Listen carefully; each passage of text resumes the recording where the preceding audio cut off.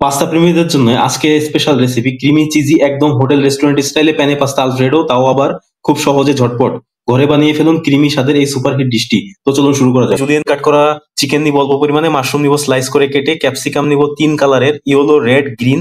এটা শুধুমাত্র কালারফুল করার জন্য, চাইলে অ্যাভয়েড করতে পারেন।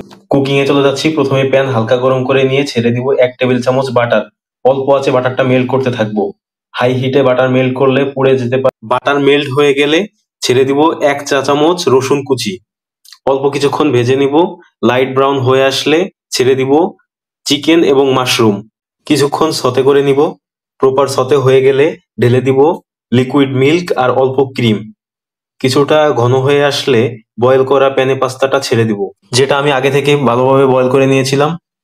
পাস্তাটা ছেড়ে দিয়ে একটু টচ করে ছেড়ে দিব কালারফুল ক্যাপসিকাম গুলি। প্রয়োজন মতো ক্রিম দিয়ে অ্যাডজাস্ট করে নিব। অল্প আছে প্রপারলি সুন্দর করে মিক্স করে নিয়ে সিজনিং করে নিব। সিজনিং করব সল্ট, হোয়াইট পেপার, সামান্য সুগার। সুগার বেশি দিলে মিষ্টি হয়ে যাবে, যার কারণে অল্প দিতে হবে। সিজনিং করা হয়ে গেলে একদম শেষে পার্মেজান চিজ দিয়ে নেড়েচেড়ে নামিয়ে ফেলবো। আমাদের পাস্তা রেডি। প্লেটে পাস্তা ঢেলে উপরে অল্প পরিমাণে পার্মেজান চিজ দিয়ে দিব এবং পছন্দ মতো ডেকোরেশন করে নিব। দেখলেন তো কত সহজে তৈরি হলো ক্রিমি আর দারুণ স্বাদের প্যানে পাস্তা আলফ্রেডো। ভিডিওটি ভালো লাগলে একটা লাইক দিন, আর পেজে নতুন হলে অবশ্যই ফলো করতে